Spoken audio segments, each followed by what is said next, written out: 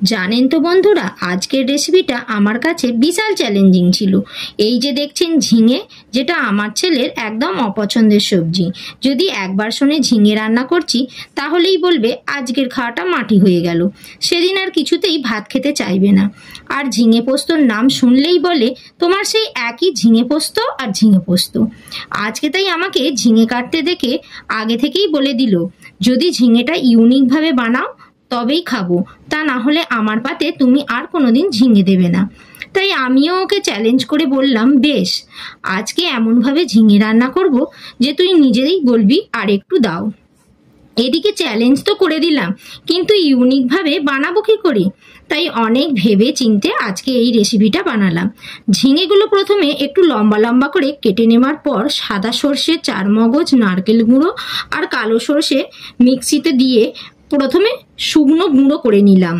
এরপর 6-7টা কাঁচা লঙ্কা দিয়ে দেব আর টক দই পরিমাণ মতো দিয়ে মিক্স করে নেব, তাহলেই মশলাটা তৈরি হয়ে যাবে। এদিকে কড়ায় তেল দিয়ে একটা শুকনো লঙ্কা আর কারি পাতার ফোড়ন দিয়ে দিলাম। ভাজা হয়ে গেলে 5 থেকে 6টা রসুনের কোয়া থেতো করে দিয়ে দেব।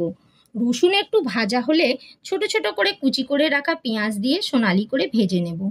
এবার এর মধ্যে কেটে রাখা ঝিঙেগুলোও দিয়ে ভালো করে নেড়েচেড়ে ভেজে নিয়ে এতে পরিমাণ মতো হলুদ গুঁড়ো, কাশ্মীরি লঙ্কার গুঁড়ো দিয়ে মিশিয়ে নিলাম। এবার এতে যে মশলাটা বানিয়েছিলাম সেটাও ঢেলে দিলাম আর মশলা ধোয়া জলটাও দিয়ে দিলাম। পরিমাণ মতো নুন দিয়ে ভালো করে ঝিঙের সাথে সব মিশিয়ে নেব। অল্প একটু চিনি দিয়েছি, যারা চিনি পছন্দ করেন না তারা নাও দিতে পারেন। যখন ঝিঙের গ্রেভি শুকিয়ে এই রকম ঘন হয়ে যাবে তখন ওপর থেকে ভাজা চিনেবাদাম, যেটাকে আমি আধ ভাঙা করে নিয়েছি, সেটা ছড়িয়ে দেব। ব্যাস, তাহলেই মুখে জল আনা ঝিঙের ইউনিক রেসিপি রেডি হয়ে যাবে। যাদের যাদের আমার ছেলের মতো ঝিঙেতে অরুচি, তারা একবার এইভাবে ঝিঙে বানিয়ে দেখবেন, অবশ্যই ভালো লাগবে। এবার আমি ছেলেকে ডেকে বললাম, কই রে, এসে খেয়ে দেখে বল আমি চ্যালেঞ্জ জিতেছি কিনা। ছেলে খেয়ে বলল, এইভাবে যদি বানাতেই জানতে তাহলে খালি ঝিঙে পোস্ত আর ঝিঙে পোস্ত বানাতে কেন?